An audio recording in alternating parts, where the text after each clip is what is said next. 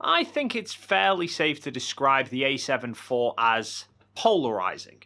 It's certainly divided opinions as to whether it's a worthy successor to the A7 III or not, with some people absolutely over the moon with it and rushing to get pre-orders in, whilst others have been highly critical, some even borderline angry that certain criteria that they were hoping for hasn't been met with it. Now, some of this criticism did lead me to post a video the other day because I felt some of it was a little unjustified, given that this is essentially an entry-level full-frame camera, and there's always going to be compromises of some form. After all, the A7 III had compromises with things like the quality of its screen and the robustness of its shutter unit.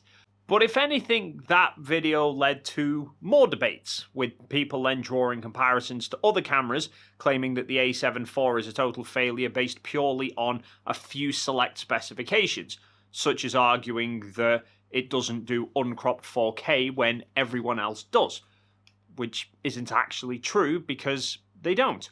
But anyway, let's try and get a more representative idea of how the A7 IV actually stacks up to its nearest competitors. The Canon R6 being the main one that people are drawing comparisons to, the Nikon Z6 II, the Panasonic S1 and the S5. Now, in terms of price, the A7 IV, the R6 and the S1 all had launch prices of around $2,500, while the Z6 II and S5 did launch slightly cheaper at around $2,000, so bear that in mind as we run through these specifications. So starting with resolution, the R6 is fitted with a 20 meg sensor, the Z6 II, the S1 and the S5 carry 24 megapixels, while the A7 IV is up at 33 megapixels. Then for burst speeds, the S5 is the slowest of the lot at 5 frames a second with continuous autofocus, followed closely by the S1 with 6 frames a second. Then the A7 IV does top out at 6 frames a second if you're shooting uncompressed or lossless RAW, but that increases to 10 frames a second for compressed RAW and JPEG. Now that's the first controversy of the A7 IV, because the A7 III could manage 10 frames a second even with uncompressed RAW, but we'll get onto this in a bit more detail later on. Then the Z6 II and the R6 kind of jostle for the top spot here, because the Z6 II can manage 10 frames a second uncompressed, but up to 14 with compressed RAW. The R6 can shoot 12 frames a second with mechanical, but if you switch to electronic, it goes up to 20 frames a second. So the R6 carries the overall fastest speed, but the Z6 II has the edge for the maximum potential shooting speed with the mechanical shutter. Then when it comes to autofocus, it's a tricky one to call, because there's no definitive measurement for autofocus performance. It's more a matter of people's opinions based on their experiences with the camera. Now, I will hold my hands up on this one. In the last video, I did state, because the A7 IV was using the A1's autofocus system, that it should be better in terms of AF performance than the R6. Several people did pull me up on this, and rightly so, because they pointed out the R6 does share the AF system from the R5, and in several comparisons that people have done comparing the R5 to the A1, they do actually conclude that the AF systems are very similar in terms of performance. Then I would say the Nikon is behind them. They've definitely made big strides in recent releases, but based on the reviews I've seen, they're not quite up to Canon and Sony levels just yet. And then I would say the Panasonic's AF system is trailing quite a bit behind the others. Now moving on to video. The Z6 II shoots 4K 30 8-bit internal using the full sensor, which is downsampled from 6K, and it shoots 4K 60 8-bit with a 1.5 times crop. It can output 10-bit 422 externally as well as RAW video over HDMI. The A7 IV handles similar resolution in that it can also shoot 4K 30 using the full sensor, but that's downsampled from 7K because of the higher resolution sensor. It can then also shoot 4K 60, again with a 1.5 times crop, which is downsampled from a 5.8K resolution. However, with the Sony, it can do 10-bit 422 recording internally as well as over HDMI, although there is no 12-bit RAW option that I'm aware of. The Panasonic S5 likewise does 10-bit 422 4K 30 full sensor or 4K 60 with a 1.5 times crop, although their 10-bit is 420. But then the S5 can do 6K through HDMI. The R6 can do 4K 10-bit 422 using almost the full sensor. There is like a tiny 1.07 times crop, but like the Sony, there's no RAW output option either. The R6 does seem to have overheating issues though. These were somewhat addressed in a firmware update, however, even post-update, there are plenty of reviews of people still managing around 45 minutes of recording before the camera shuts off. The Panasonic S1 though probably leads the field in terms of video resolutions thanks to its post-launch firmware update. The S1 now shoots 6K 10-bit as well as 4K 60 10-bit using the full sensor, and it can output 6K 12-bit RAW through the HDMI. It's also worth noting though that all of the cameras apart from the A7 IV have 30-minute record limits on internal capture. Next, let's look at EVFs and LCD screens.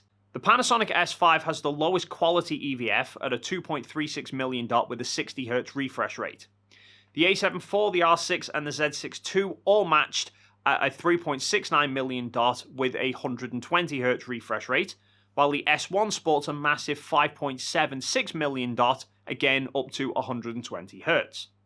The S1 is also topping the LCD specs, but this time along with the Z6 II, both of which carrying a 3.2-inch screen with a 2.1 million dot resolution, followed by the S5 with a 3-inch display at 1.84 million dots, then the R6 with a 3-inch display but a slightly lower 1.62 million dots, and then trailing in last place is the A7 IV with a 3-inch display but only 1.03 million dots.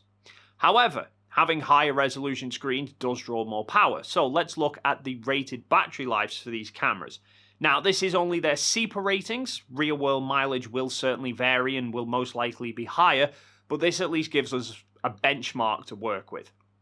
So somewhat unsurprisingly, the S1's Monster EVF does draw a lot more power, with a battery rating of only 240 shots on a charge through the EVF. This increases up to 380 shots using the LCD.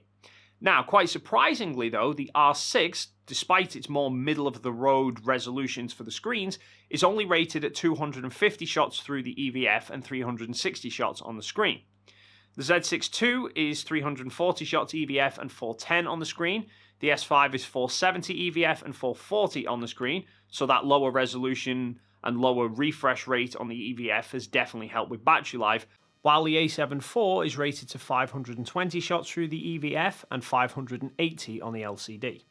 So it's pretty clear, I think, these cameras definitely trade blows with each other, some being strong in some categories and weaker in others, which is hardly a surprise given that all of these are hybrid cameras trying to find a balance between stills and video features, all whilst sticking to a budget, so there will ultimately be trade-offs. Panasonic have clearly stuck with their tradition of focusing more towards video, with the better video specs and resolutions, but they've had to compromise with a worse performing autofocus system and slower shooting speeds. While Canon, Nikon and Sony seem to try more to hold that middle ground between stills and video. The Z6 II holds its own pretty well with good screens, decent autofocus, fast shooting speeds, and raw video externally, but at the expense of only 8-bit internal video and worse battery life. But it's certainly worth remembering that this comes in at a lower price point than the Canon and the Sony. The R6 by comparison offers top-level autofocus, really high shooting speed, making it great for action shooters, as well as 4K 60 video from almost the full sensor. However, it's carrying a lower resolution sensor, which may restrict the croppability of your images. The video performance is solid in small bursts, but at longer recording you could be impacted by either the 30-minute recording limit, the overheating, as well as the not great battery ratings. While the A7 IV carries the highest resolution sensor, great autofocus, unlimited video recording times and a solid battery life, that does come at the expense of cropped 4K 60, slower burst rates especially in uncompressed RAW, and a lower resolution LCD screen. So all have strengths, all have weaknesses that will ultimately come down to individuals' preferences.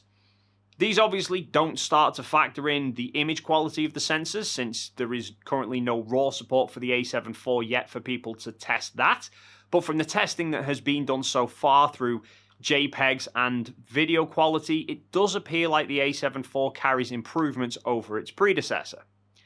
Now, this comparison also doesn't look at ergonomics of the cameras. Again, an area which Sony have improved greatly over the A7 III, but this is something that is highly subjective to individuals. And nor does it factor in the camera systems as a whole. You can have the best camera on the market by a mile. You could sell it for a $5. But if there isn't the right lenses available for people to put with it, then it's somewhat useless. But again, lens choices for people are entirely subjective as well.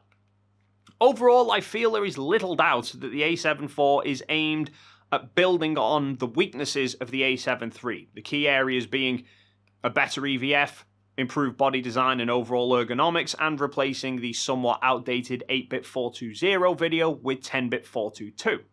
It's also seen a healthy increase in resolution, which I predicted it would do in order to bridge the growing gap between the 12 megapixels of the S line to the now 61 megapixels of the R.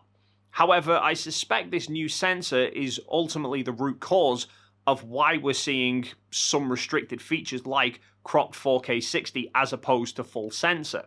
Because higher resolution sensors have slower readout speeds than lower resolutions like the R6 and the S1.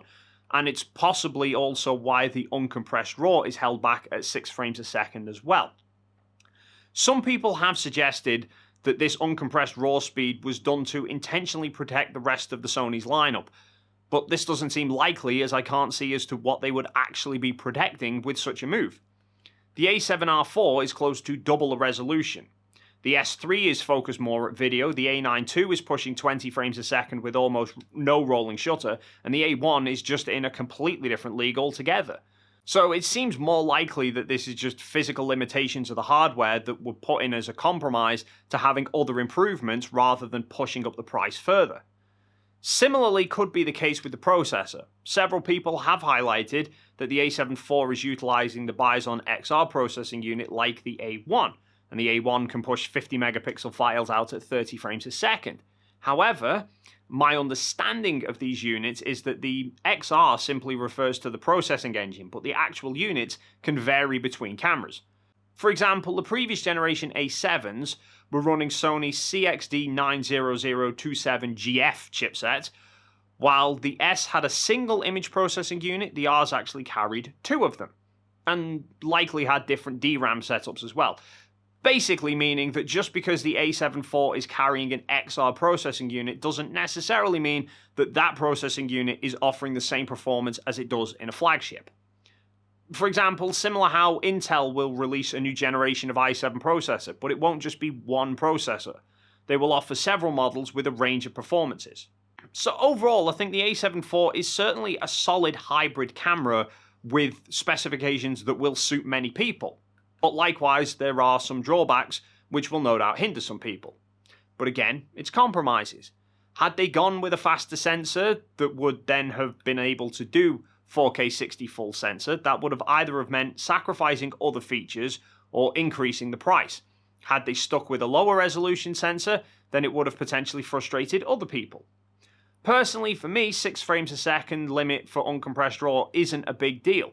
Right now, I can shoot 10 frames a second on the A7 III in uncompressed RAW, but I don't. I switched to compressed RAW for 10 frames a second because the smaller file sizes are easier to manage and it clears the buffer quicker. But for others, it could be a complete deal breaker.